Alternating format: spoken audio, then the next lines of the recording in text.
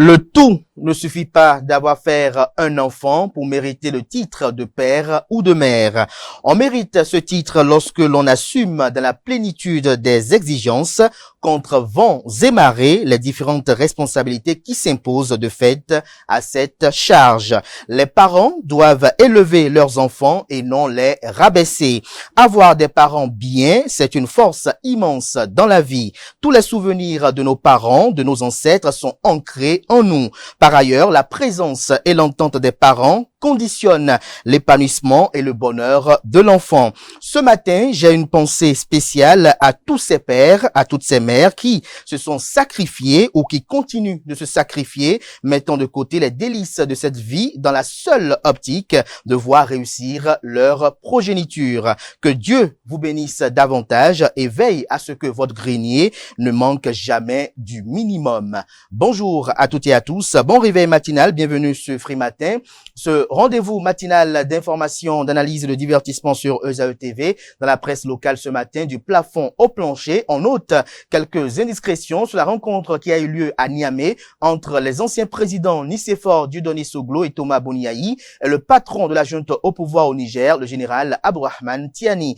Des précisions dans quelques parutions de ce matin, notamment dans le quotidien béninois d'information générale et d'analyse, L'Informateur. Notez également d'entrée de jeu dans la une des journaux qu'un colloque qui se tient à Cotonou, dont les activités ont été lancées par le président de l'Assemblée nationale, Louis Vlavonou, fait la une des parutions de ce matin, notamment à la une de quelques parutions telles que Le Matinal et Matin Libre.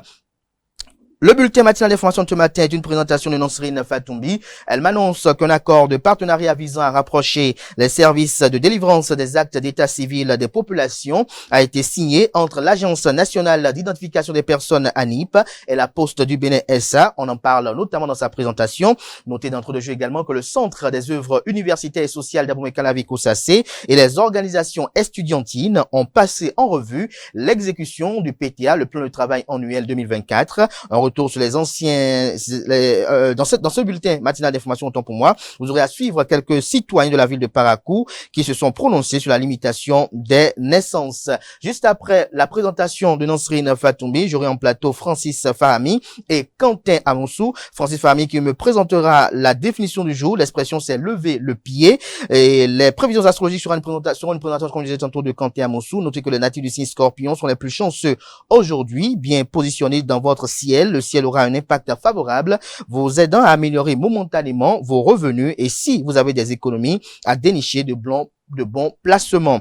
Juste après la présentation des prévisions astrologiques, j'aurai installé pour vous le panel de discussion sur le thème le phénomène des enfants placés de nos jours. Les intervenants sont Carles Kitomé, Quentin Amoussou, Nansirine Fatoumbi et Atifa Olafa. Juste après cet exercice, on aura à recevoir pour vous, si tout va bien, le professeur David Kofiaza, qui est prêtre de FA, président du CONASEM, le Conseil national des cultes endogènes. Il est également le grand maître de l'authentique universel ordre de la Reine-Mère. Avec lui ce matin, on parle des fondements des panégyriques. Voilà l'ossature de cette émission matinale de ce matin de façon ramassée. Juste après l'instant pub, la capsule vidéo de l'ESAE, on se retrouve pour la une des journaux. L'École supérieure d'administration, d'économie, de journalisme et des métiers de l'audiovisuel ESAE offre de nouveaux challenges pour l'année universitaire 2023-2024. Étudiantes et étudiants, parents d'élèves nouveaux bacheliers, ESAE, c'est la garantie d'une formation de qualité à des conditions très avantageuses. À Gbedjromede, à Papa, à Abomey-Calavi et Parakou, inscrivez-vous en administration générale, administration du travail et de la sécurité sociale, trésor et finances publiques, impôts, diplomatie et relations internationales, journalisme et métiers de l'audiovisuel, gestion des marchés publics, planification et développement local, sciences économiques, sciences juridiques et toutes les filières des sciences de gestion. ESAE vous offre des bourses, demi-bourses et de réductions pour les premières inscriptions dans toutes ces filières. Waouh! En licence 1, 2 et 3 et en master, bénéficiez jusqu'à 50% de réduction sur tous nos sites. N'est-ce pas génial? Infoline. ESAE Gbedjromede, 3e rue à droite en quittant le carrefour Le Jador pour la BIBE Jéricho ou au plus 229 90 93 65 21 98 98 14 00 à Kpakpa au plus 229 52 88 33 33 à Abomey-Calavi au plus 229 52 88 44 44 Parakou au plus 229 52 46 12 12. ESAE, l'excellence à un nom.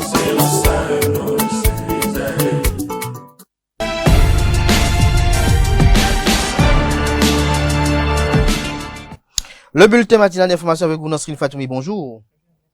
Un accord de partenariat visant à rapprocher les services de délivrance des actes d'état civil des populations a été signé entre l'Agence nationale d'identification des personnes ANIP et la Poste du Bénin SA. C'est tout à fait. Bonjour amis internautes. Les actes d'état civil ont été rendus plus accessibles aux citoyens. Les directeurs de l'Agence nationale d'identification des personnes et de la Poste du Bénin SA ont signé un accord de coopération pour la délivrance des actes d'état civil sur toute l'étendue du territoire national et à l'extérieur. Le partenariat conclu le lundi 24 juin dernier débutera dès le 1er juillet prochain et couvrira 5 communes du Bénin. Il est à noter que ce partenariat entre l'ANIP et la Poste du Bénin marque une nouvelle de la délivrance des actes d'état civil au Bénin. Le Centre des œuvres universitaires et sociales d'Abomey-Calavi Koussassi, les organisations estudiantines ont passé en revue dans la matinée d'hier l'exécution du plan de travail annuel, le PTA 2024. C'est bien cela, le Centre des œuvres universitaires et sociales d'Abomey-Calavi Koussassi et les organisations estudiantines ont passé en revue l'exécution du PTA 2024 lors du deuxième trimestre le mardi au centre universitaire de Sakité. Le reportage avec Larus Adjabel. Maintenir le dialogue avec les organisations estudiantines afin de mieux servir les étudiants. Le Centre des œuvres universitaires et sociales d'Abomey-Calavi Koussassi tient la deuxième session du cadre de concertation avec les associations les plus représentatives des campus sous sa juridiction au titre de l'année 2024. Nous avons décidé de nous voir une fois par trimestre pour évaluer ce qui est fait, ce qui reste à faire et que nous puissions échanger sur tout ce qui se fait dans vos universités respectives. Au cours de ce deuxième trimestre de l'année, les activités se sont déroulées conformément au plan de travail annuel PTA, se félicitent les responsables étudiants. On a vu qu'il y a beaucoup d'améliorations dedans parce que les activités ont été effectuées comme prévu. Il y a l'arbitrage aussi, comme les pères l'ont soulevé tout à l'heure. Et tout ce qui a été dit, on a vu. Donc, on vous félicite beaucoup pour ça. Toutefois, les responsables étudiants ont formulé des doléances en ce qui concerne le transport, l'hébergement, la restauration et la prise en charge sanitaire de leurs camarades. La DECOUS les rassure sur les dispositions déjà prises par le gouvernement. Vous avez vu qu'il y a une équipe qui a sillonné tous les campus avec le DA. Donc, c'est pour vous dire que le problème est en train d'être résolu également. Nous avons même une réunion en ligne aujourd'hui par rapport à ça. En attendant, les deux parties poursuivent les échanges dans un climat apaisé. Quelques citoyens de la ville de Parakou se sont prononcés sur la limitation des naissances. Dans les pays développés, il est dit que les Africains ne se développent pas parce qu'ils produisent beaucoup d'enfants alors que la Chine fait 1,5 milliard de population et pourtant est la deuxième puissance économique mondiale. La richesse d'un pays dépend-elle de sa population? Faut-il limiter le nombre d'enfants par famille? Interrogés sur ce sujet, quelques citoyens de la ville de Parakou se sont prononcés. Ils sont au micro de Constantine Arondino et de Samuel Aguirre. Bon, moi, je pense que la cause de notre sous-développement n'est pas due au fait que l'Afrique, il n'y a pas une limitation des naissances, mais à cause de plusieurs autres facteurs, tels que la corruption, tels que le manque d'éducation de la population, où nous ne nous intéressons pas vraiment au développement du pays. Chacun veut quand même se remplir les poches au détriment de la population en général. Sinon, les naissances, je ne pense pas que ce soit une cause phare du sous-développement dans notre pays. D'une part, oui, parce que plus il y a d'effectifs au niveau de la population et moins nous avons de richesses, c'est-à-dire que ce soit de côté alimentaire, sécurité et autres, c'est-à-dire la misère et la pauvreté s'amplifient davantage compte tenu de l'effectif de la population. Mais dans le même temps, plus il y a d'effectifs, c'est-à-dire plus la population est élevée, si chacun arrive à se spécialiser, je pense bien que ça peut également faire sortir le pays de la misère également. Moi, je ne partage pas cet avis des Occidentaux. Parce que ce n'est pas parce que l'Afrique a plus de monde, que la pauvreté y règne. Non, ce n'est pas ça. On peut être une minorité et vivre dans la misère totale, mais on peut être aussi une grande majorité. On peut avoir le poids démographique et vivre encore très heureux. Le développement d'un pays ne dépend pas forcément de sa population ou bien de la démographie. Ça dépend plutôt de l'effort intellectuel de chacun. Si nous voulons nous baser simplement sur la démographie, je ne crois pas que ça pourrait arranger grand chose. C'est très important quand même.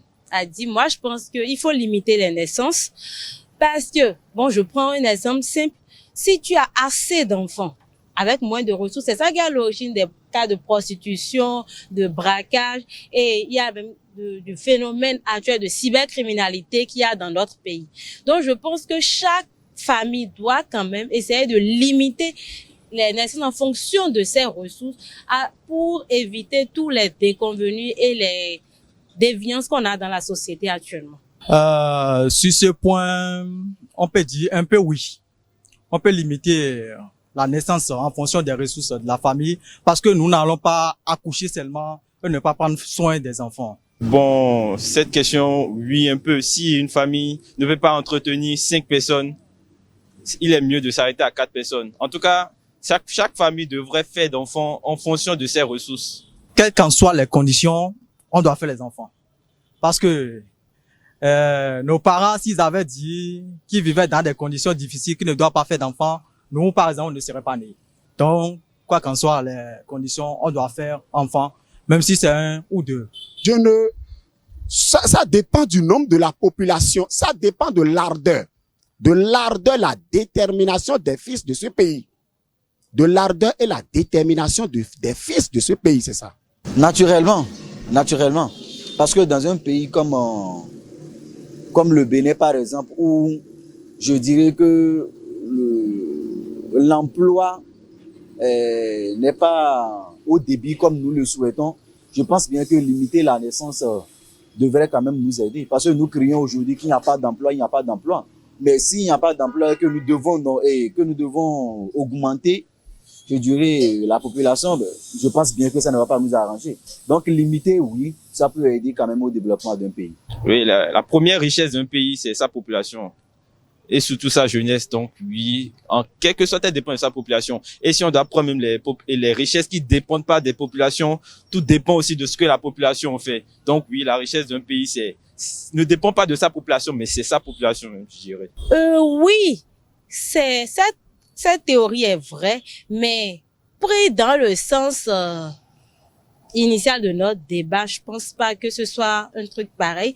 Quand on dit que la richesse d'un pays dépend de sa population, c'est si la dite population œuvre chacun pour le développement de ce pays au détriment de nos intérêts personnels et égoïstes. Je pense que c'est plutôt ça qui fera de nous, on a assez de population et cela nous aide vraiment à pouvoir nous développer et tout. Nous bouclons ce bulletin matinal d'information avec la rencontre qui a eu lieu entre les anciens présidents béninois Nicéphore Dieudonné Soglo et Thomas Boniaï et le patron de la junte au pouvoir, le général Abdourahmane Tiani. Une longue entrevue a eu lieu ce mardi entre les deux anciens présidents béninois, Boniaï et Nicéphore Dieudonné Soglo, et le général Tiani à la tête du Conseil national pour la sauvegarde de la patrie, le CNSP à Niamey. Le premier ministre nigérien Lamine Zeine et le ministre de l'Intérieur, le général Toumba, ont également participé à ces échanges selon les images de la télévision d'État nigérienne. L'audience aura duré plus de 3 heures d'horloge et demie, un record de longueur qui laisse supposer des échanges fournis entre les deux anciens présidents béninois et le chef du CNSP. Depuis leur arrivée, autant pour moi, dans la capitale du Niger, le lundi 24 juin 2024, dans la soirée pour une mission de médiation, Thomas Boniaï et Nicéphore Dieudonné Soglo bénéficient de tous les honneurs protocolaires. Ils sont logés par la présidence de la République du Niger, conduits à bord de limousines et bénéficient d'une escorte de motards. Mais ils se sont bien gardés de faire le moindre commentaire sur la teneur de leurs échanges avec les représentants du CNSP. Aucune déclaration n'a été faite à la sortie de l'audience. Le ministre d'État en charge de l'Intérieur qui les a accueillis sur le tarmac de l'aéroport était également présent lors de leur rencontre avec le général Abdourahmane Tiani. Son premier ministre et son chef de cabinet assistaient aussi à cette rencontre qui s'est tenue au sein du palais présidentiel. Avant de quitter le Bénin, Boniaï et Nicéphore Sogo ont indiqué que leur voyage a pour objectif, je cite, contribuer à rétablir des relations cordiales et confraternelles entre le Niger et le Bénin. Fin de citation. Une mission de médiation dont le programme précis et la longueur n'ont pas été communiqués, précise Radio France Inter. Merci. Nasrine Fatoumi pour le bulletin matinal d'information. Chers amis internautes, à présent, j'appelle en plateau Francis Fahmi et Kanté Amoussou pour la définition du jour et les prévisions astrologiques.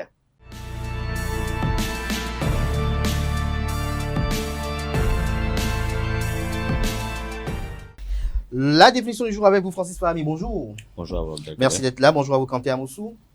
Merci d'être là pour les prévisions astrologiques. Francis Fahmi, levez le pied. En effet, à toutes et à tous, bonjour. Lever le pied est une locution pour exprimer un départ sans ménagement, souvent après une mauvaise action. Par exemple, on dira « les troupes levèrent le pied dès qu'elles eurent enflammé la bâtisse ». Chers amis internautes, lever le pied veut dire également ralentir ou diminuer l'intensité d'une action. Par exemple, le chauffeur devrait lever le pied, on roule beaucoup trop vite. Lever le pied veut dire ralentir, se détendre, mener une vie plus calme, ralentir son rythme de vie, prendre des vacances ou travailler moins. Dans un autre sens, cette expression fait référence au fait de s'enfuir subitement ou secrètement pour cause de mauvaises affaires et par crainte de poursuite et sans payer ses créanciers ou en emportant de l'argent qui appartient aux autres. Chers amis internautes, c'est tout pour la définition de ce matin. Merci à vous, Francis Fahmi. Vous restez avec moi. Je tape le jingle suivant. On retrouve Kanté Amoussou pour les prévisions astrologiques du jour.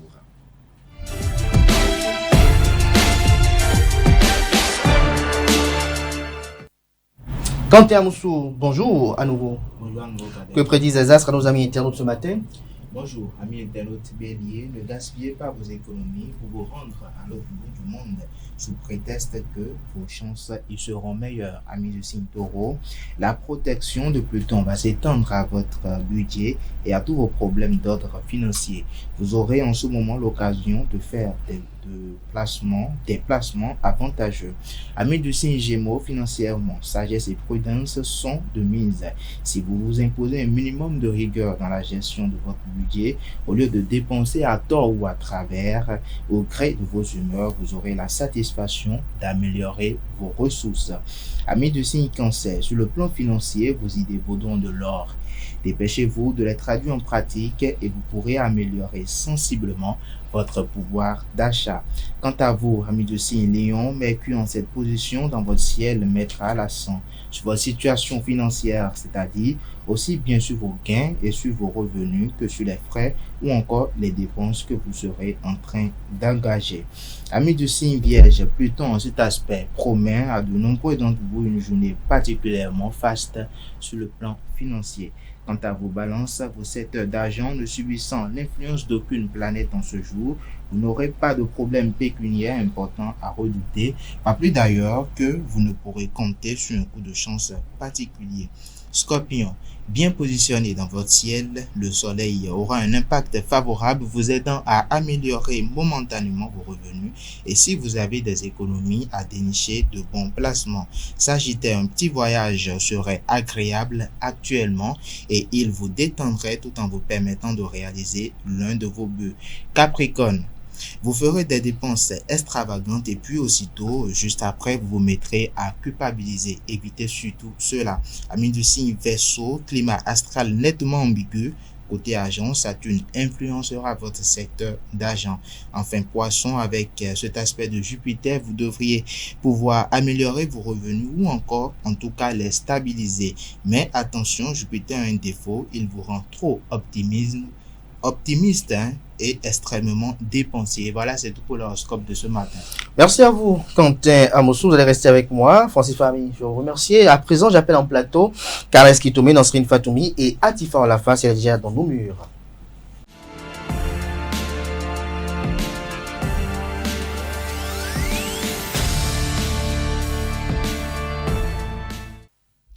Le panel de discussion, Carles Kitome, bonjour. Bonjour à vous, Abdelkader. Merci d'être là ce matin. Bonjour à vous, Léandro Kodo. Bonjour Abdelkader. Merci de remplacer Atifa Olafa, Quentin Oussou, Nasrine Fatoui, bonjour à nouveau. Alors, Kalassitouma, on se prononce ce matin sur le phénomène des enfants placés de nos jours. Est-ce que vous est arrivé une fois d'en héberger chez vous? Non.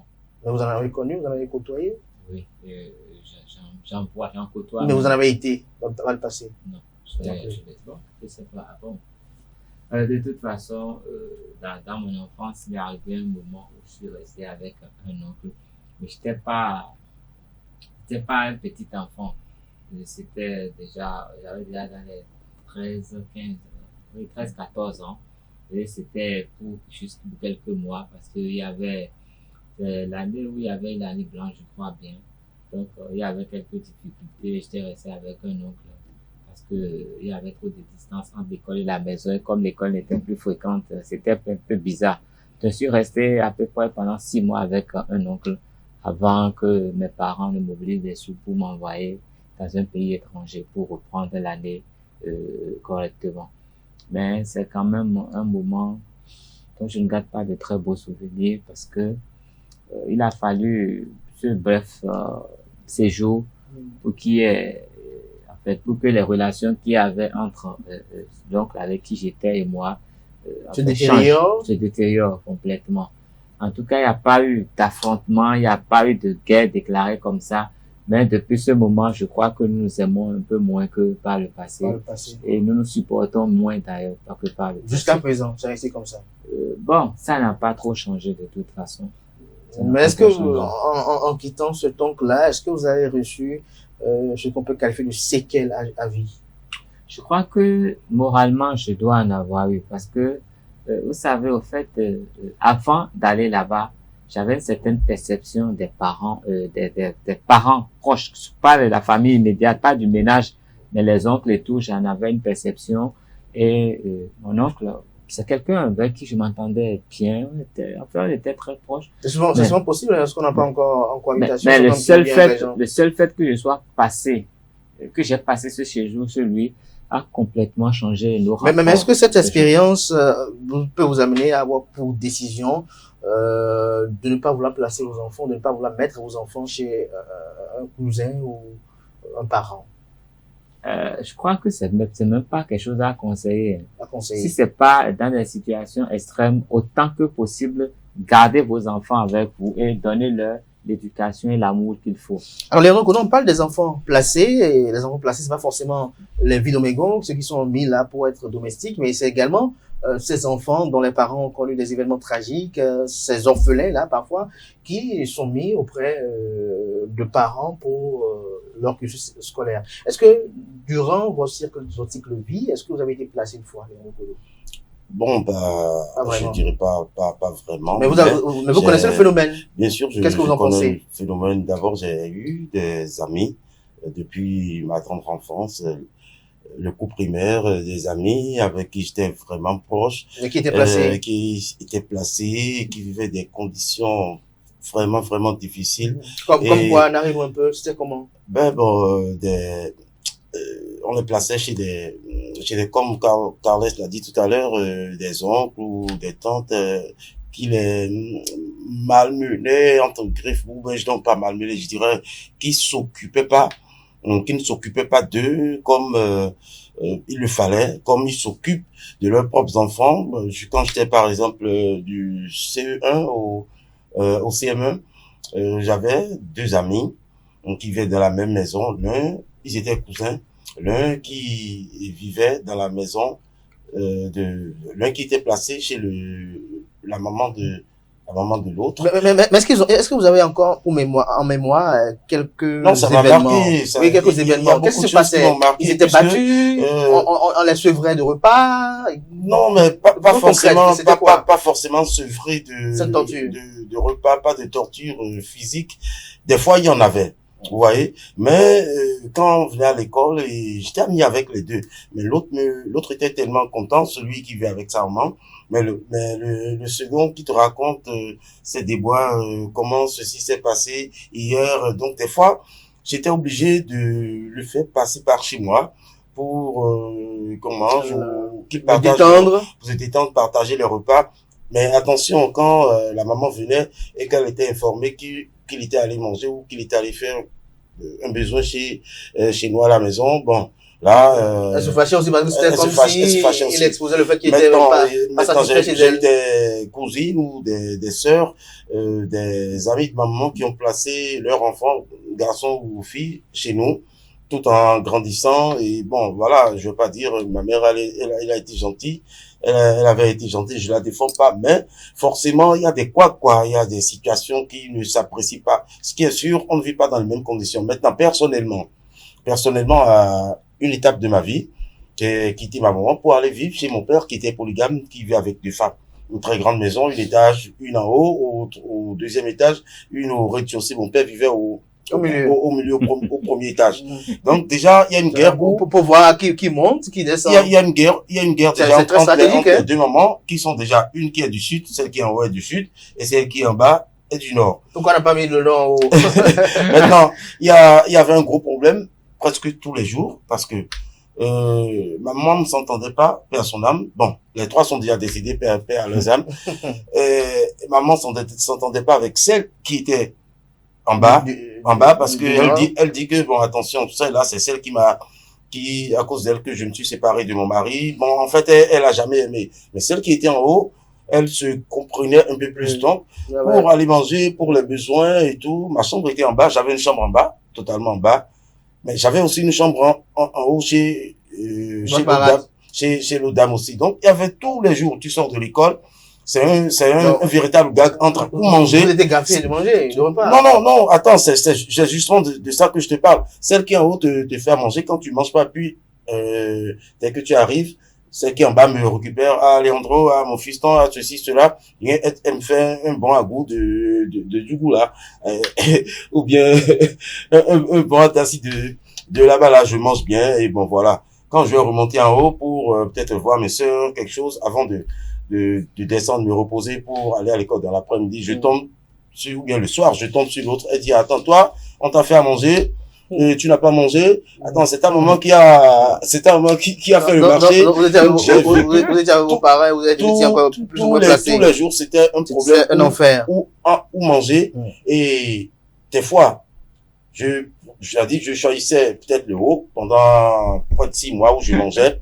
Maintenant, la qualité de la nourriture, c'est différent de ce que moi, ma maman me faisait. Donc, merci. Quand j'avais un peu de sous, et que je ne mangeais pas, le repas. Non, surtout en haut que je ne mangeais pas le repas, c'était carrément un enfer. Quand tu avais faim, quand tu n'avais pas de sucre, il fallait revenir pour manger, tu n'en trouvais plus. Donc, voilà un peu. Merci. C'était vraiment compliqué. C'est complexe. Nasrine Fatoumi, est-ce que vous avez été placée une fois?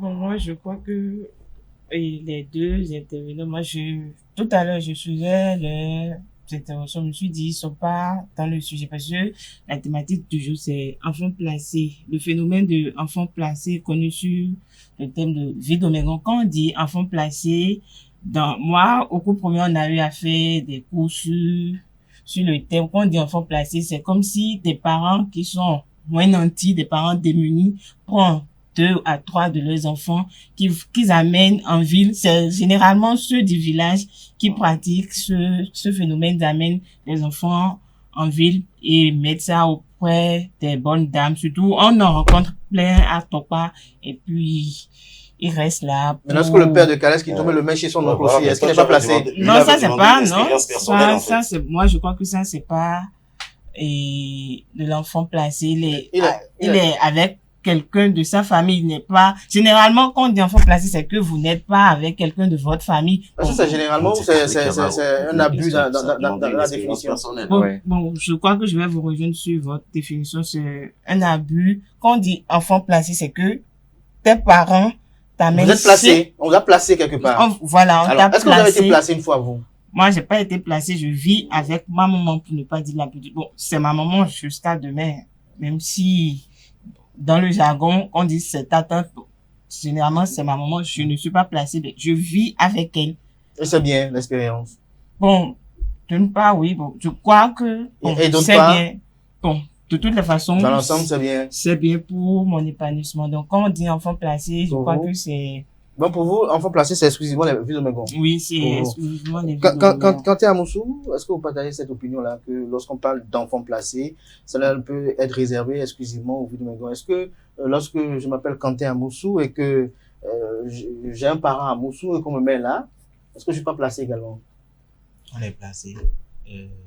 Dans tous les cas, c'est le phénomène des enfants placés. Des enfants placés. Que ça soit la définition de Calès, la définition de Nyambo, de non-sérine. Il faut juste qu'il faut essayer de s'accommoder sur le sens. Non, mais il y a aussi ce phénomène. Mais moi, je tiens quand même à dire que c'est pas tout le temps les parents chez qui l'enfant est placé qui déraillent. Quand j'étais au collège, j'ai connu un certain Lawson qui était placé, il était chez sa tante qui n'avait pas d'enfant. Et eux, ils n'ont pas du tout d'enfant, et ils sont venus. Lui, du moins, s'il est venu, il est resté avec la tante durant 2 à 3 ans. Mais au départ, je me disais qu'il était un peu maltraité, même si dans la maison, il ne manquait presque de rien. Tout était. Qu'est-ce qui vous a amené à avoir l'impression qu'il était maltraité? Il était crotté, il paraissait malnutri. J'ai dit au départ parce que oui, mais c'est une apparence qui vous a amené à avoir oui, justement, quand lui vient à l'école et qu'il raconte les faits, c'est un peu comme si c'est lui qui vole tout le temps. C'est lui qui commet toutes les erreurs ou toutes les fautes de la maison, c'est toujours lui. C'est toujours lui qui casse les verres, voilà, casse les plats. C'est toujours lui. Mais c'est des choses qui arrivent. Moi, quand j'observe un peu, je me rends compte qu'en réalité, il en est pour quelque chose. Donc, c'est pas forcément les parents qui déraillent, parce que pour un enfant de 14 ans, de 13 ans, qui vient à l'école, qui vous amène manger quelque part et on vous sert de la bonne viande de porc et vous mangez à satiété. Le gars vous dit, mais il faut que les 5 000 que je viens de déposer sur la table là finissent. Vous finissez avec les 5 000, il vous amène au supermarché, vous allez vous achetez plus de 10 000, 15 000. Je me dis, il trouve l'argent là où? Si j'étais inquiet. J'étais sérieusement inquiet. C'est pas avec moi seul. C'était la seule fois que j'ai dû goûter à ce délice, si je peux le dire ainsi. Et avant moi, c'est parce que à un moment donné, il ne savait plus avec qui dépenser. Sinon, avant moi, il y avait qui allait, il traversait juste. Oui, il traversait juste la route de l'autre côté. Et puis, bon, voilà, il nage correctement dans les dépenses et ils reviennent. Donc, moi, je dis, c'est pas forcément les parents qui déconnent parfois. Les enfants, ils en ont pour quelque chose, pour la plupart du temps. Très rapidement avec Kadhachi, si vous me permettez, je vais m'appesantir sur. Je n'ai pas donné son prénom. Sur l'exemple de Quentin. Il était avec sa tante, vous avez dit, mais malgré ça, il allait à l'école. Mais sous nos yeux de nos jours, on remarque que généralement les enfants placés ils vont pas à l'école. Soit même c'est rare, on trouve des enfants placés qui sont en apprentissage, ils sont à la maison. Moi, dans ma famille qui scolarise les domestiques. C'est ça, mais généralement c'est rare. Ça existe, mais c'est très rare parce que les enfants placés généralement soit ils sont à la maison pour les tâches domestiques, soit ils vont au marché, même pour l'apprentissage. Non, même apprentissage là, on n'en trouve pas. Le phénomène est assez vaste, on ne pourra pas tout échanger, tout dire aujourd'hui. On va quand même suivre ce qu'en pensent nos amis internautes, on va revenir pour poursuivre les échanges. Parce que les timbo, et non c'est quoi ou tout.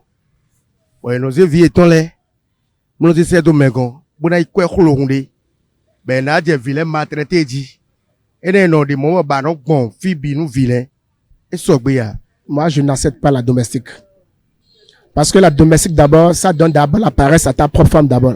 La domestique quand tu la maîtrises pas bien, elle peut te créer des ennuis aussi. Quand tu es à la maison, elle se comporte bien, mais quand tu n'es pas là, elle peut maltraiter tes enfants. Je n'ai jamais eu de domestique, mais j'ai eu des gens qui ont des domestiques et c'est des mêmes cas pareils qui s'est produit. Moi, je vis tout, oui, bon, vis tout, bon. Adouko, adouko.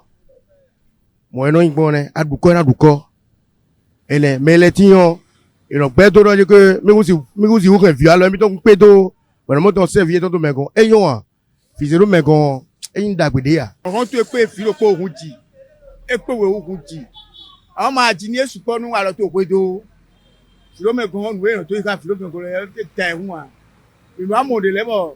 Apuni so comme to kemi mi mo de lebo de no to si ra ipe yo do kwere ya mo do bi ata sa mo do ali pa to ni le shop ya.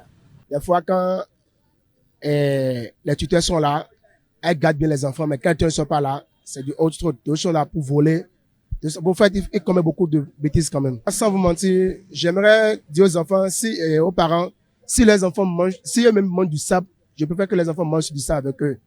Parce que placer des enfants chez des gens, ça a trop de risques.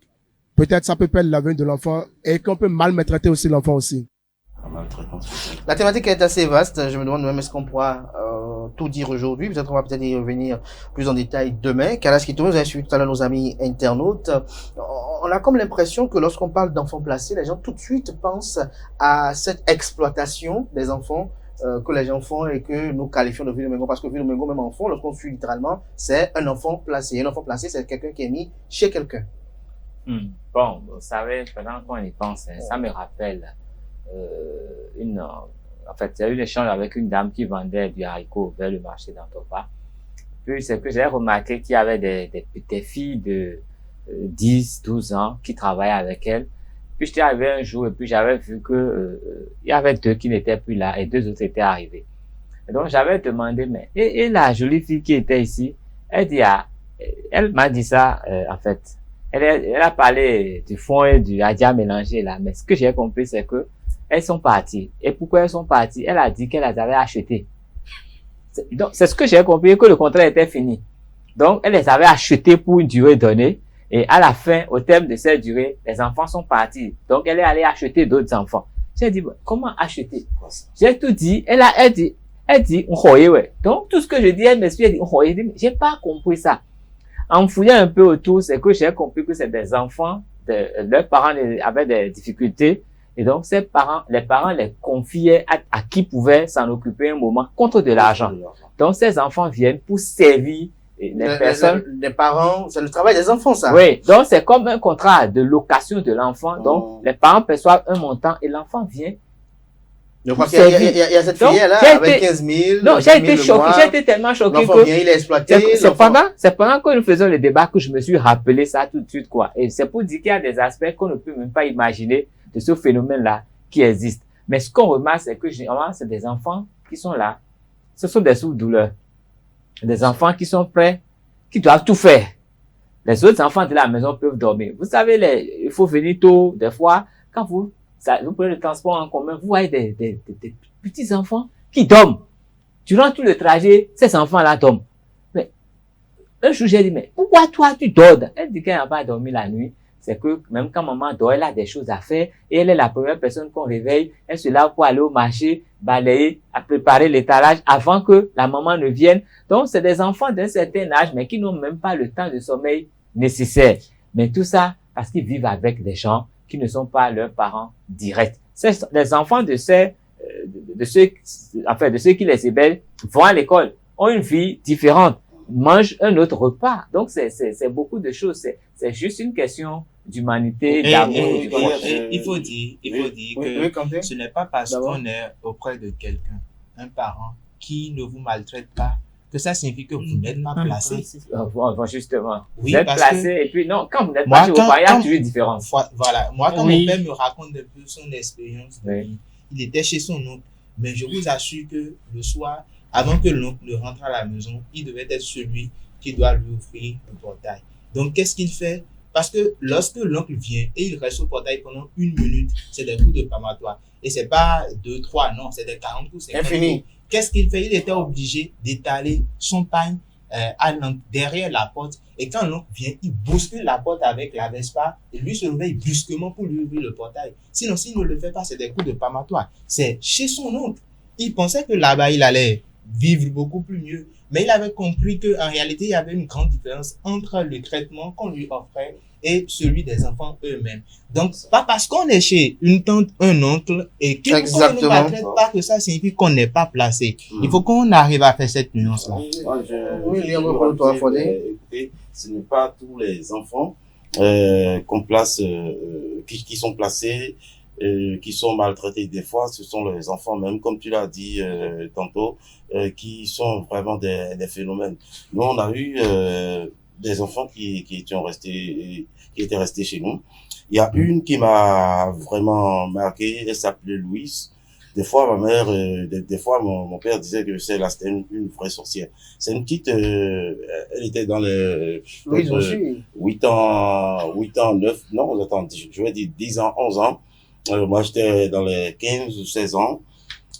C'est une petite, d'abord, qui, quand tu laisses le repas et que tu viens pas à l'heure, ben, elle prend l'avion dedans. On sait, tout disparaît. Non, mais je suis à l'école, je suis pas encore vite rentré. Des fois même, attends, si tu as eu à lui, elle t'a fait quelque chose, par exemple, tu t'énerves et tu la gifles. C'est votre nourriture qui va payer les frais. Un petit coup, tu sors, attends, tu viens pour te coucher peut-être, tu sais ce qu'elle fait, attends, elle va sur ton lit, allègrement, elle pisse sur le lit, et puis elle faisait des choses incroyables. Donc, ça dit, ce n'est pas forcément les parents chez qui on place les enfants qui sont les bourreaux, mais les enfants qui se constituent, qui se substituent en bourreaux pour les parents chez qui on les place, quoi. J'en ai vraiment connu pas mal. Oui, mais est-ce que vous savez que même les propres enfants aussi sont maltraités? Moi, je connais une dame, elle est tout juste dans les parages, elle est en bas, là. Une fois, elle frappait sa propre fille parce qu'elle n'avait pas fait la vaisselle. La date, elle est touche de son bas Ah non, attention, peut-être que les services sociaux nous suivent. Sa propre fille, bon. Je ne la trouve plus, bon. Peut-être qu'elles ont déménagé. Elle frappait la fille, donc nous, on a essayé de demander parce qu'elles étaient deux, donc c'est la deuxième dame qui nous a dit non, que c'est pas un enfant placé, que c'est sa propre fille. Elle a frappé un jour, elle a mis sa tête dans l'eau savonneuse, sa propre fille. Vous imaginez si c'était un enfant placé. Il faut dire qu'il y a quand même certaines personnes qui pètent parfois les plombs, les pédales même parfois. Non, mais parfois, il y a des enfants que les parents confient à d'autres personnes parce que ils échappent à tout contrôle. Il y a aussi ce phénomène. Ils sont voleurs, ils sont menteurs, ils sont beaucoup de trucs. Est-ce que c'est parce qu'ils volent ses parents? C'est peut-être enfin, est-ce que j'ai eu comme citation ce matin, est-ce que les parents eux-mêmes n'ont pas une part de responsabilité dans Forcément. L'enfant est devenu ils sont mal éduqués, l'enfant, et ils perdent tout contrôle. Maintenant, ils vont le céder à quelqu'un pour détruire d'autres vies. C'est pourquoi les causes, bon, enfin, si je peux le dire, les causes de ces phénomènes-là ne sont pas les mêmes. Il y a plusieurs causes qui sont à la base de ce genre de phénomène. C'est pourquoi ça peut être un manque d'amour. Si nous aimons des enfants, si nous sommes bien dans nos têtes, quand nous avons des enfants, aimons-les. Éduquons-les comme il se doit. Et tous ces problèmes-là, il n'y en aura plus. Même si nous acceptons d'accueillir l'enfant d'autrui chez nous, il faut que nous soyons sûrs de les traiter comme si c'était nos enfants. Si nous ne sommes pas en mesure de le faire, autant le parler. Moi, j'ai vécu avec mes cousins, mes cousines. Je vous assure, à un moment donné, même me demande, c'est ta soeur, c'est ta grande soeur, parce qu'il n'y a pas de différence entre la plupart des enfants, pour la plupart du temps, ne ressassent que ce qu'ils ont eu à recevoir dans leur enfance. Parce qu'on a un parent peut-être qui est inhumain, peut-être que dans son enfance aussi, on l'a été aussi avec lui parfois. Non, c'est possible. Tout est question de parcours, c'est clair, et aussi de conscience. C'est pas parce que, vous savez, c'est ce que je dis souvent aux femmes. Il y a des femmes qui disent à leur bru, moi, le père de ton mari ne m'a pas donné ça. Donc, je ne suis pas d'accord que ton mari te donne ça. Est-ce que vous comprenez ce que je dis? Donc, elle veut que sa bru souffre autant qu'elle a souffert avec son mari à elle. Donc, si on ne peut pas, si on ne peut pas transgresser ça, il y aura toujours des problèmes. Si on veut forcément transmettre le venin qu'on a reçu aux autres, on ne fera que des victimes. Donc, cultivons l'amour et puis il y aura plus beaucoup de problèmes. Et de conscience surtout, parce que, comme vous l'avez dit, s'il y a la conscience, je vous assure, peu importe ce que la personne a eu à vivre par le passé, la personne le fait autrement. Il doit passer l'éponge. Je vous ai dit comment. Et donner de l'amour. Je crois qu'on va y revenir. On va y revenir demain. Je traite mes cousins, mes cousines, franchement, mais on va y revenir demain parce qu'il y a beaucoup de choses à dire. On prie mon scolarité parfois pour le payer la scolarité. Sur cette thématique-là. Parce que moi, en ce moment, on ne m'avait pas encore envoyé. Donc, ce qui est là, qui est réservé à moi, on donne ça à mes cousins, mes cousines. Et au moment où il y a encore... Tout dépend aussi des relations que les frères aussi ont avec eux, entre eux, déjà dès le départ. Merci. Je crois qu'on va en parler demain.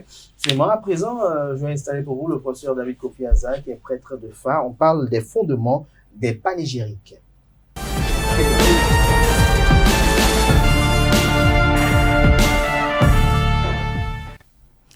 L'invité matinal de ce matin avec le professeur David Kofiaza, qui est prêtre de Fa, président du Conseil national des cultes endogènes, grand maître de l'authentique universel ordre de la Reine-Mère. Avec lui ce matin, on parle des fondements des panégyriques. Je serai en compagnie de Nasrine Fatoumbi, qui est restée avec moi juste après le panel de discussion. Bonjour à vous, Nasrine Fatoumbi.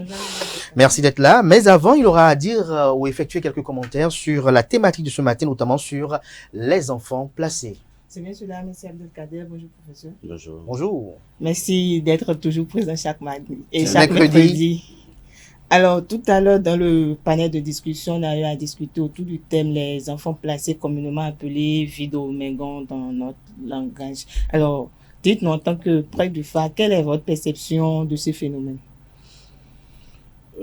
Qu'est-ce que vous pensez du placement des enfants, si on peut le dire ainsi? En réalité, c'est pas une mauvaise chose en soi, au fait. Pourquoi? Ça éduque? Ça éduque. Parce qu'il y a des fois où les conditions, ça peut être matériel, ça peut être conjoncturel, ça peut être même social, ça peut être même environnemental, ne permettent pas l'éclosion des potentialités de l'enfant. À partir de ce moment-là, on se voit dans le devoir, des fois, de mettre cet enfant-là à côté d'une tierce personne pour assurer une bonne éducation à cet enfant-là. Tout le problème se situe au niveau du comportement ou de la perception de vie que celui qui reçoit cet enfant-là a avant que l'enfant ne vienne. Si il n'est pas humaniste, ça va être très difficile. C'est pour ça qu'il dit que ce n'est pas une mauvaise chose en soi. Tout le problème réside dans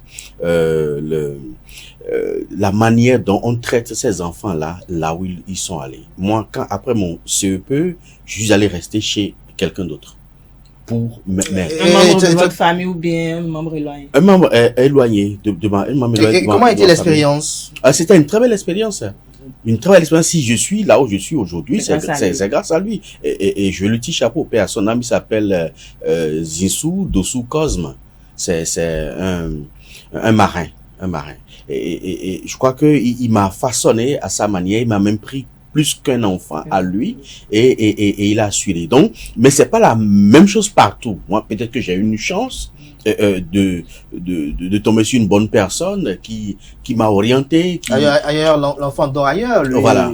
Comme il est halogène, ces toilettes sont même à part, Voilà. carrément. Mais c'est pas le magasin. Tout le problème, c'est celui chez qui vous envoie votre enfant.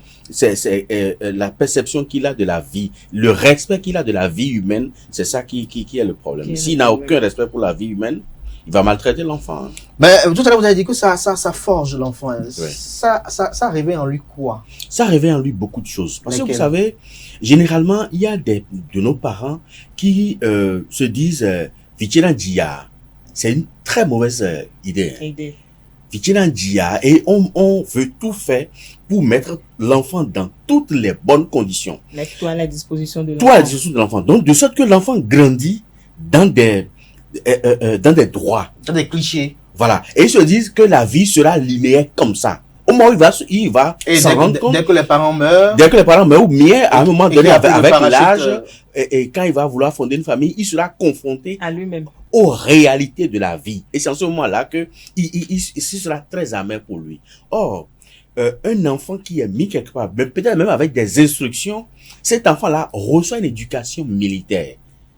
Et ça le prépare pour affronter les réalités de la vie. Mais si l'enfant n'a pas souffert dans son enfance, et il grandit avec l'opulence, avec la facilité, ben cet enfant-là, demain, va devenir un tocard. Hein. Un tocard, c'est-à-dire quoi? Un danger pour la société. Alors, on va parler de la thématique de ce matin, du fondement des panégyriques. Alors, pour commencer, c'est quoi un panégyrique? Alors, un panégyrique, c'est un ensemble de louanges. De louanges et de paroles de vénération vouées à un dieu, à un souverain ou à une divinité. Donc, c'est une manière de louer, de glorifier, voilà, une divinité, un souverain ou alors une famille, un membre d'une famille. Parce que le panégyrique, il y en a de diverses formes et chaque groupe a son panégyrique. C'est ça qu'on appelle accord chez nous. C'est ça qu'on appelle accord, mais c'est au-delà des accords. Puisque le panégyrique, nous en avons de royal, nous en avons de divinité, et nous en avons clanique. Alors, qu'est-ce qui fait la C'est le panégyrique clanique qui est accord. Okay. Le panégyrique clanique, c'est ça qui est accord. Sinon, on met tout ça dans le lot du accord. Non. Le panégyrique clanique, c'est ça qui est accord. Le panégyrique des divinités, c'est ça qu'on appelle Humlamlan. C'est-à-dire que la manière de louer les divinités. Mais après ça, il y a Ahomlamlan. Ahomlamlan, c'est le roi. C'est le panégyrique royal. Donc, et les constitutions de chaque panégyrique est complètement, ça diffère l'un à l'autre. Alors, on va aller cas par cas. On parle de panégyrique, j'y arrive enfin, clanique. Quels sont ses fondements à lui? D'où puisse-t-il l'essence de ses propos? Alors, les panégyriques claniques, ce sont, au fait, des faits historiques qui ont concouru à la création même, ou au fondement, ou à la constitution de ce clan. Parce que le panégyrique clanique, ce n'est pas lié à une famille, c'est lié à un groupe de familles. Parce qu'un clan, c'est un groupe de familles. Donc, c'est plusieurs familles qui se mettent ensemble pour former un clan. C'est comme le clan des Javi Bangun, par exemple, le clan des Ayator, le clan des Rwebonou, le clan donc, toutes les familles qui sont au sein de ce clan-là ont le même panégyrique. Même panégyrique, et ils partagent les mêmes rituels de naissance et de décès. Donc, ceux et celles qui viennent de la cour royale d'Abomey peuvent partager. Non. La cour royale d'Abomey, c'est autre chose. Ça, c'est autre chose. Oui, parce que là, il y a les princes et il y a les anators. Donc, c'est un mélange. Donc, je prends par exemple le cas des Ronsivi d'Ovonou. Les Ronsivi d'Ovonou, un Ronsi peut être d'Abomey, il peut être d'Agmanakin, il peut être de Porte-Novo, il peut être de Louémé, il peut être de Sakété. Mais quoi qu'en soit sa région natale, tous les Ronsi du monde entier ont en commun un seul Torio. Parce que quand on parle de panégyrique clanique, c'est directement lié à un Torio.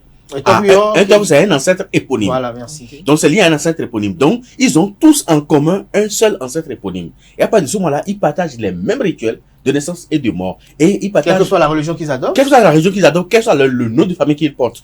Ils peuvent porter des noms de famille différents. Ils peuvent être des régions différentes. Mais tant que vous êtes du même clan, vous partagez tout en commun. Même les Yessou et tout ce qu'on fait, les panégyriques, c'est la même chose. Donc quand vous prenez un Ronsi de Dassa ou de Bédavor ou de Boycon ou de Djidja, ils ont en commun le même Torion. Quelle est l'information qui est véhiculée par le panégyrique? L'information qui est véhiculée, c'est l'histoire de la Constitution. Les grandes ramifications liées par exemple aux forces que l'ancêtre éponyme a déployées de son vivant, les caractéristiques physiques de la famille et également tout ce qui est fondement religieux ou de divinité liée à cette famille-là, c'est tout ça qu'on regroupe dans les panégyriques. Quand je prends par exemple le cas de Ronsivi Dovon que je viens d'évoquer, dans la panégyrique, vous allez entendre Ronsivi Dovon, Dovona forêt, à Banrale Zotwe, Zotwe le Roi Ni ton Karowe. Et donc, dans Zima, nous koklo, flé besoin à famille, c'est-à-dire que le prince ou le noble a plante de pied clair.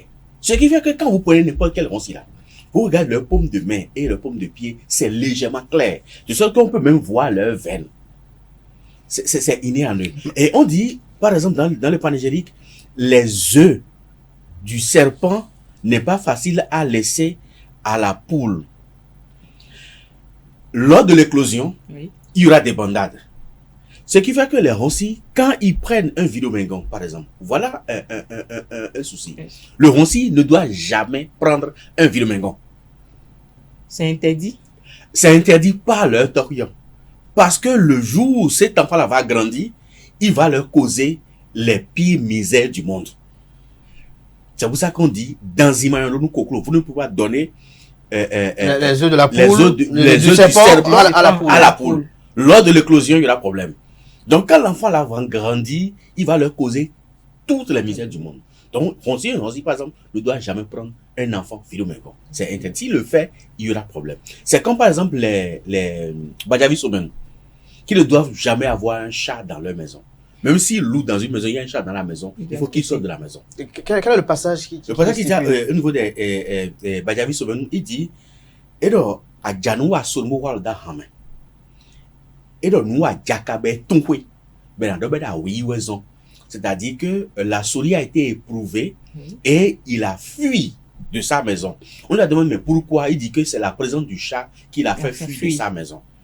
Donc, Badjavi Sobenou, puissant ne peut pas avoir un chat comme animal de compagnie. Et s'il l'a comme animal? Il aura l'instabilité. Si c'est une femme qui s'est mariée et que le chat rentre dans son foyer, elle va quitter ce foyer.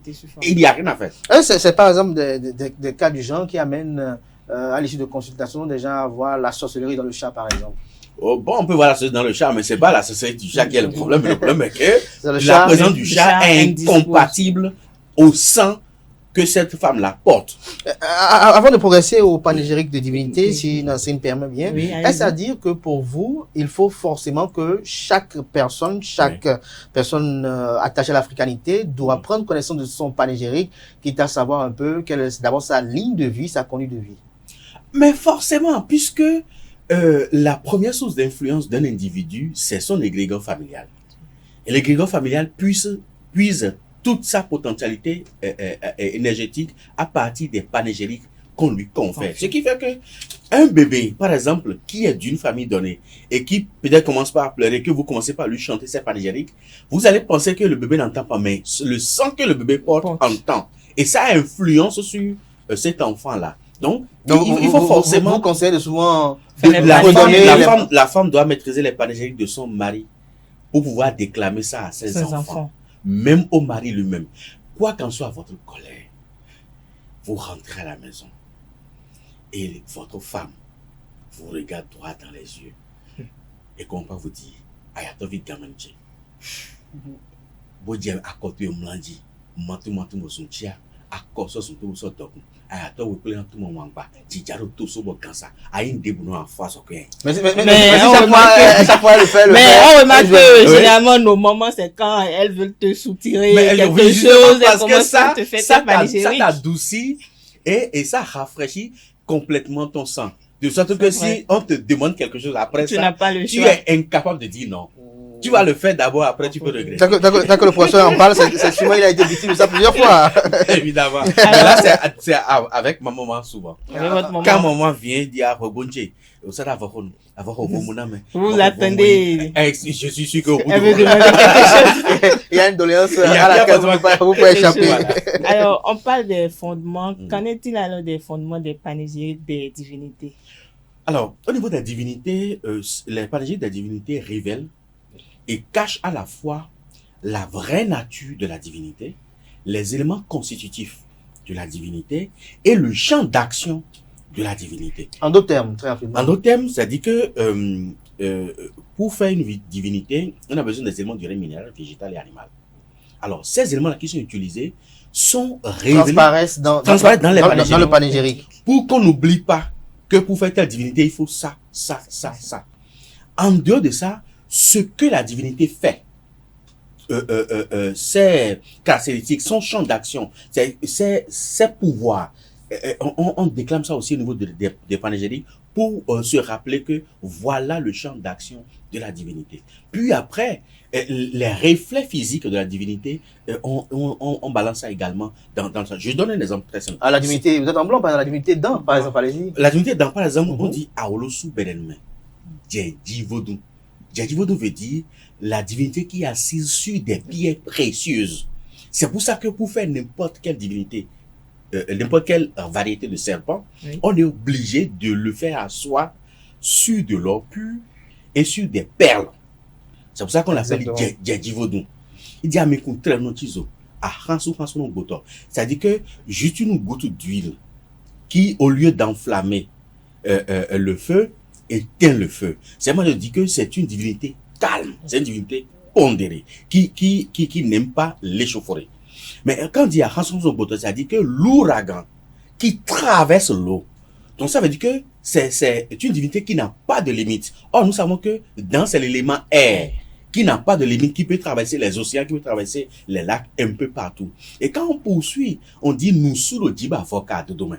C'est-à-dire que le noble est en haut, mais c'est pas une traîne par terre. Ça fait juste allusion à l'opulence, à l'autosuffisance, à la majesté en quelque sorte. C'est pour ça que le dent est rattaché directement à la fortune. Donc voilà quelques exemples. Par exemple, également, si vous permettez, pour quand même permettre à nos amis internautes d'enrichir quand même leur connaissance sur les panégyriques des divinités, allez-y rapidement pour Torosso et peut-être pour Révioso, pourquoi pas. Ah d'accord. Torosso, nous parlons de Torosso à Guédibaron. À Guédinon Baron, c'est-à-dire que la puissance qui peut faire chavirer les bateaux dans l'eau. Mais il dit, alors Glinonoson, alors Ganonbame, c'est-à-dire que quelqu'un qui a la main courte, mais qui va prendre des choses dans l'étalage de quelqu'un qui a la main longue.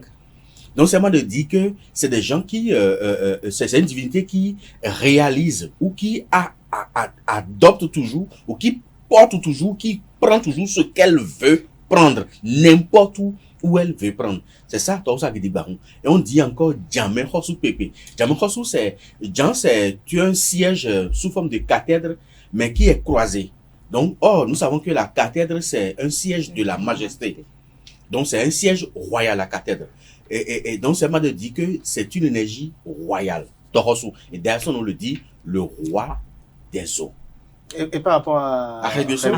Et là, on dit, à Klangan, Vodou Zuruku, Zurube. C'est-à-dire que le feu est mort, mais le feu est toujours vivant. Et nous savons que c'est une entité qui est directement rattachée au feu. Quand on dit à Klangan, Djado Godo, c'est-à-dire que il déverse l'eau sur la terre pour remplir même les grands trous. Donc c'est moi de dire que c'est lui qui porte l'eau sur la terre, de lui qui porte la fertilité sur la terre. Et il dit également, il y a des qui vaudou ou nous y a des.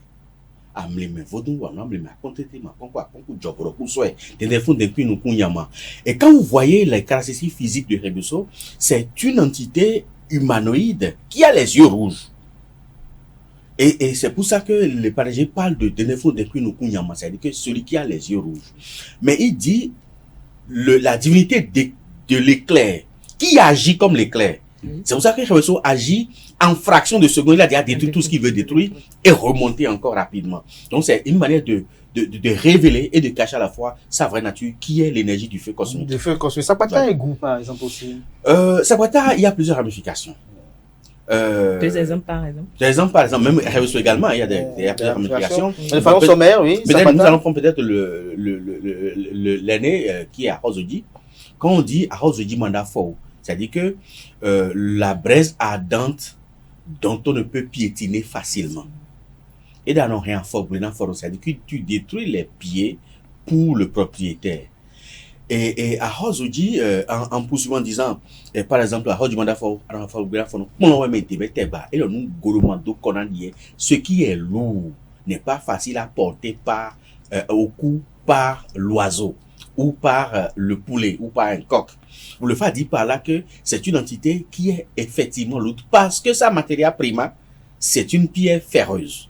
Et cette pierre ferreuse est très lourde à porter également. Et c'est ça, sa matière prima, c'est sur ça qu'on constitue cette divinité. C'est ce que nous appelons Aoyan Nira. Donc, ça révèle la vraie nature de la divinité. Mais quand on parle de goût, par exemple, on parle de Gouvaudon à Kouilekan, à Djagligli, c'est-à-dire que l'intrépide.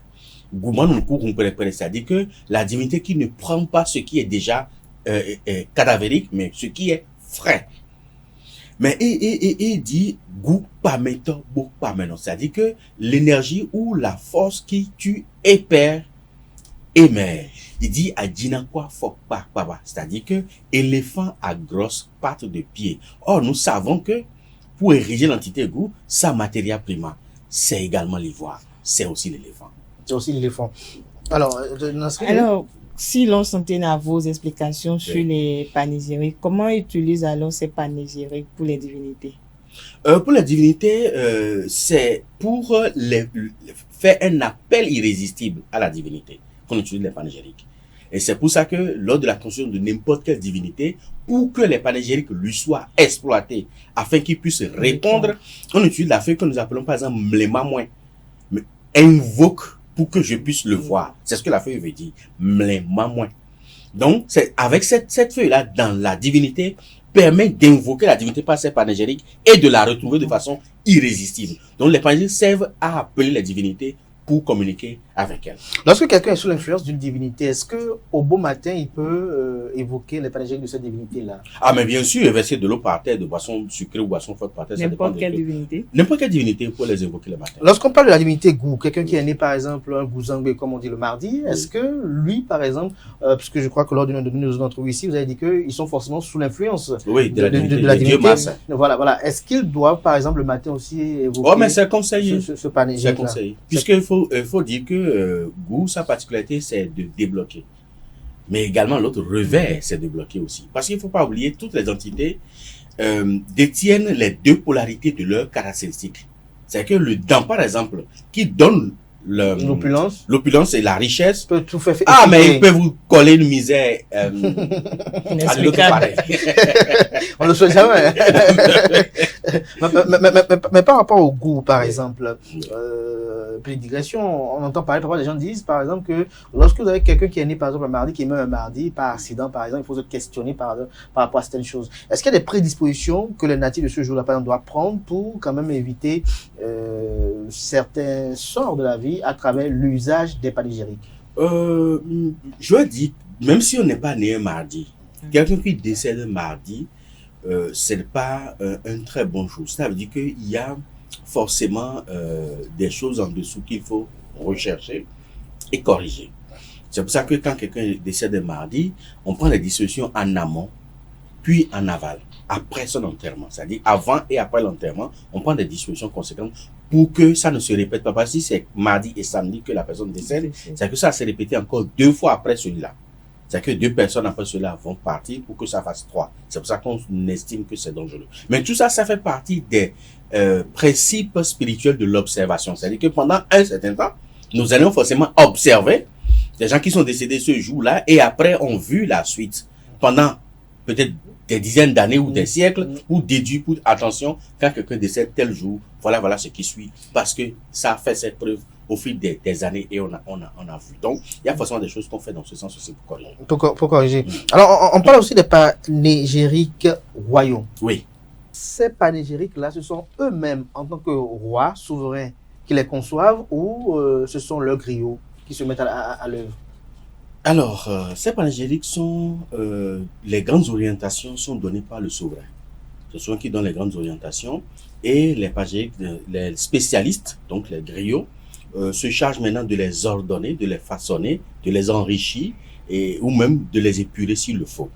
Je vous donne un exemple. C'est au cours d'une conquête dans le Mono et le roi Béhanzin s'est vu confronté à un peu de détachement des Hadjan. Et le chef qui menait le régiment, qui conduisait le régiment, on l'appelait Aguéré. Ils lui ont mené la vie dure, mais ils ont fini par les maîtriser et on les a capturés. Il a demandé alors qu'on les décapite tous. Ils ont commencé à les décapiter un à un. Arrivé autour de leur chef, le chef avait caché une manchette dans son pain. Arrivé devant le souverain, parce qu'on vient devant le souverain, on baisse la tête et puis on enlève. Arrivé devant le souverain, en voulant baisser la tête, il a enlevé la machette pour pouvoir décapiter Béhanzin. Mais en enlevant la machette a coupé son propre bras. Béhanzin a dit, c'est qui celui-là? On dit que c'est Aguéré, que c'est le chef d'état-major de l'armée qu'on est en train d'affronter. Il dit d'accord. Enlevez-lui le second bras. On l'a enlevé. Il dit enlevez-lui un pied. On a enlevé. Il dit enlevez le second pied. On a enlevé. Il dit laissez-le comme ça. Et ajoutez ça à mon nom, à mon panégyrique. Et c'est pour ça que quand on déclare le panégyrique de Béhanzin, on dit Adoe Sendasa, Adoe Sendawa, Adoe Jude Monsonton, Gritonton, Aguéré Yinwi Balosin. Donc, quand on dit Aguéré Yinwi Balosin, Aguéré c'est le chef d'état-major qui a voulu le décapiter. Donc, ce sont ces événements-là, ces grands événements-là, que les rois sélectionnent pour enrichir. Parce que le panégyrique, il est dynamique. Le panégyrique royal est dynamique. Donc, c'est au fil des années, quand le roi a fait d'autres prouesses ou d'autres grands gris-gris, c'est comme le gris-gris que Akpamoli a fait, le gris de dédoublement que Akpamoli a fait à Béhanzin, où il peut être à Abomey. et être à Alada et être au front. C'est Akpabali qui lui a fait ce grille-là pour être à plusieurs endroits à la fois. Et il a ajouté ça à ses panégyriques. Pour dire, à Hosu nto tchen. Jime Hosu nto tchen. Alada Hosu nto tchen. Donc, il m'a dit que il est à gauche, il est à droite et il est au milieu. Donc, il est partout à la fois. C'est tout comme s'il est omniprésent, en quelque sorte. Donc, c'est aussi un beau qu'il a fait. Et c'est ce beau-là qu'il a ajouté à son projet. Donc, les projets sont dynamiques. On les améliore au fur et à mesure. Alors, une dernière question à mon niveau pour finir. Comment utiliser alors ces panégyriques pour obtenir son élévation matérielle et financière? Là, on rentre carrément dans le cas des panégyriques de divinité. Parce que les panégyriques royaux servent à faire l'éloge du roi. Donc, il n'y a pas intérêt à non, il n'y a pas intérêt. Juste pour contempler le roi, ou pour contenter le roi, ou pour faire des offrandes au roi, s'il est déjà un roi défunt et tout ça. Donc, il n'y a pas trop d'intérêt. Au niveau de la famille, c'est pour avoir la protection de l'égrégore familial. Donc là aussi, pas trop d'intérêt.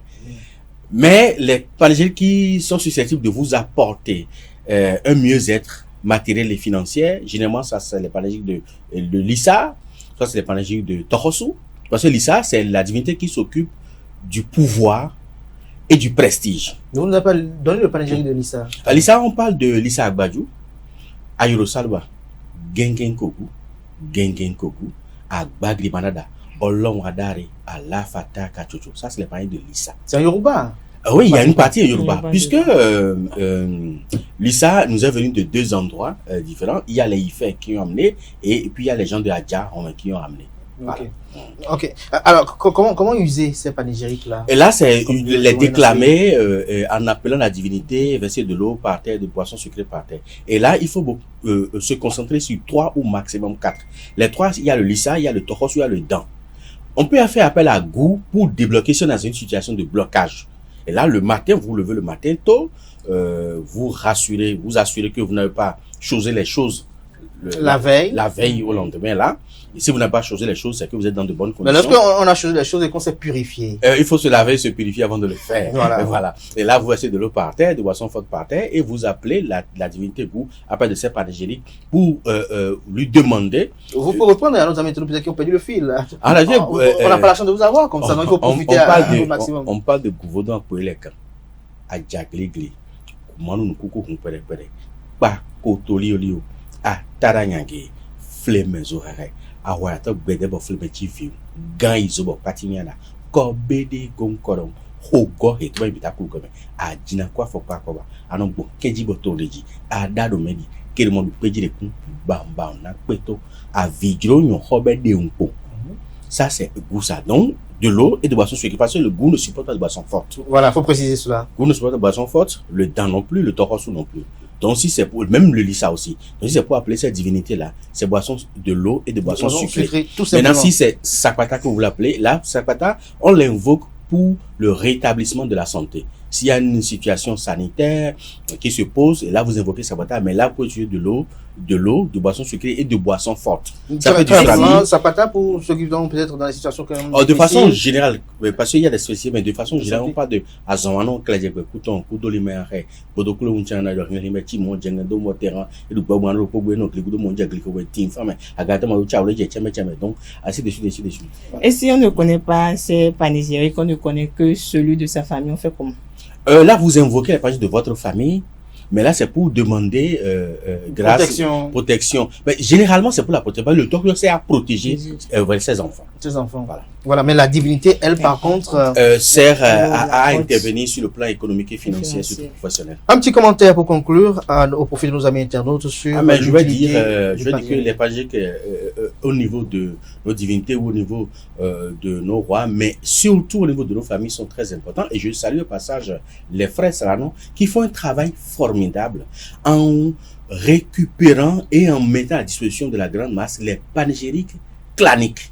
Ils travaillent spécialement sur les panégyriques claniques, de sorte que. Un travail exceptionnel. Eh oui, c'est un travail vraiment exceptionnel qu'ils font et ils éditent même des documents et même des CD pour informer le peuple. Donc je demande à la population de les encourager et de chercher à avoir ces panégyriques parce que si vous appartenez à une famille par affiliation ou par naissance, par lien de sang, c'est que vous devez forcément avoir ces panégyriques claniques là. pour les apprendre et les déclamer pour vos enfants. Cela permet de conserver la tradition. Merci. Merci à vous, David Kofi Aza. Je rappelle à nos amis internautes que vous êtes prêtre de phare, vous êtes le président du Conseil national des cultes endogènes, également le grand maître de l'authentique universel ordre de la Reine-Mère. Merci à vous, Nasrine Fatoumi, d'être resté avec moi pour conduire cet entretien. Voilà qui met un thème à Free Matin ce matin. Retrouvez demain pour le même exercice. Nasrine Fatoumi, portez-vous bien. Belle suite de programmes sur ESAE TV. À demain, par la grâce et la volonté divine.